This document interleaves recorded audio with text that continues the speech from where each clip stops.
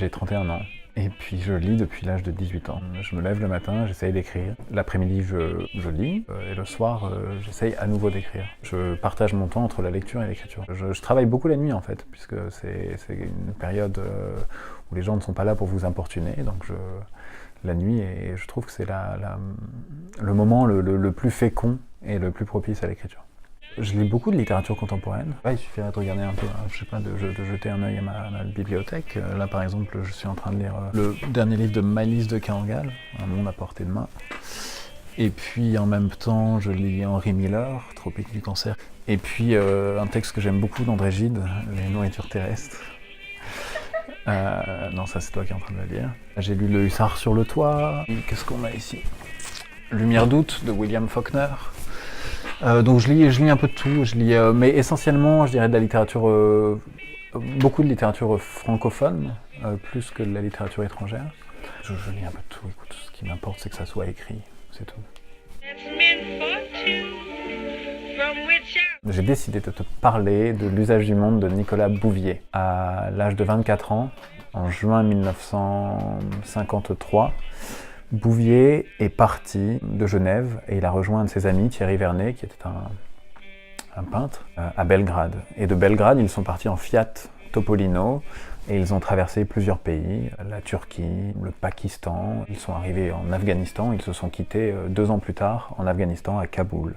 Et donc Bouvier en a tiré un récit de voyage qu'il a publié 10 ans plus tard, en 1963, chez Droz, en Suisse. Et l'ouvrage n'a eu aucun succès pendant les 63, 73, 83, 93, pendant 30 ans.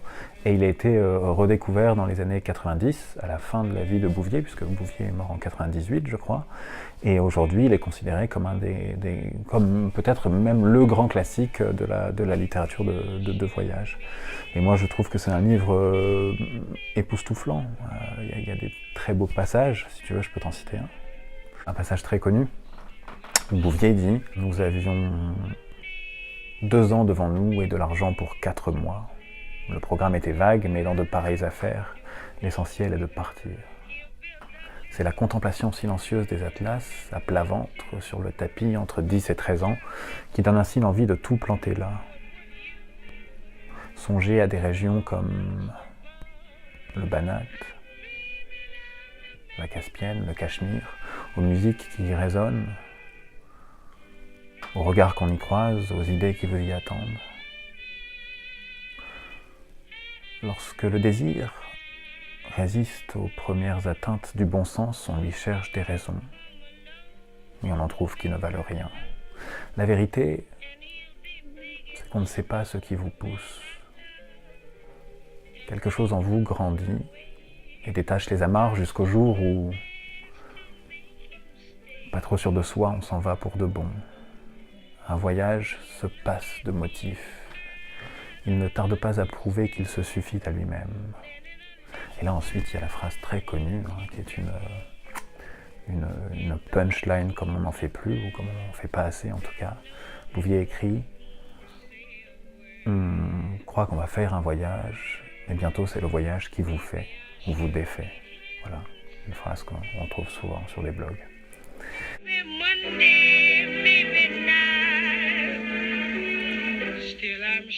Et donc ça te donne un peu une idée un peu du style de Nicolas Bouvier, un style très travaillé, avec un sens du détail que moi je trouve extraordinaire.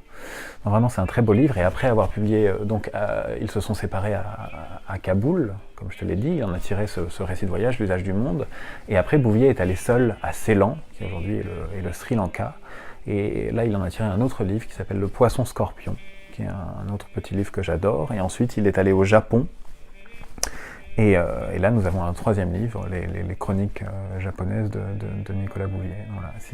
Quiconque part en voyage devrait partir avec un livre de Bouvier.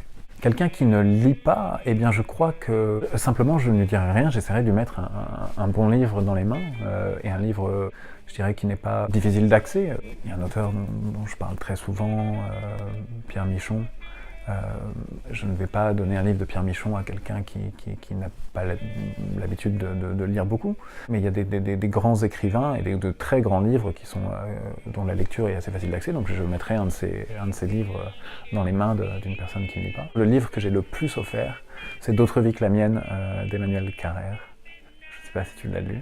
Je crois que si. Non mais j'en parle beaucoup, donc voilà, j'essaierai j'offrirai D'autres vies que la mienne de Carrère. Ils ont métro d'ici les Moulineaux pour capter 3 minutes. 12. 12 ? Putain, on a fait aussi long que Bénèche.